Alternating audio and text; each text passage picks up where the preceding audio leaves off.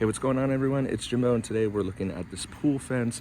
This is a completely rip-proof, cut-proof, tear-proof material on this fence. This is a DIY project that I think is a little bit more advanced depending upon the size of the area that you're trying to protect. Everything you need comes in the kit, including the drill to drill the holes that the poles sit in. Same rules apply as with anything. You want to measure twice, drill once.